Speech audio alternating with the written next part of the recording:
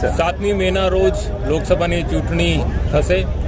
આ લોકસભાની ચૂંટણીના અમરેલી જિલ્લાના વધુમાં વધુ મતદારો ભાગ લે આ હેતુથી આજે અમરેલી ખાતે ફોરવર્ડ મેદાનથી રન ફોર વોટનું આયોજન કરવામાં આવ્યું છે।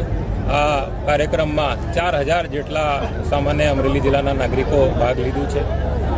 આ રન ફોર વોટથી અમરેલી જિલ્લાના સામાન્ય નાગરિકો પ્રેરણા લે અને આમાં જાગૃતિ આવે અને 7મી તારીખે સવારે 7 સાંજના 6 વાગ્યા સુધી અચૂક મતદાન મથક ઉપર પહોંચી પોતાનું મત નાખે અને લોકશાહીના આ પર્વની ઉજવણી કરે, આવી સૌને મારી શુભેચ્છા।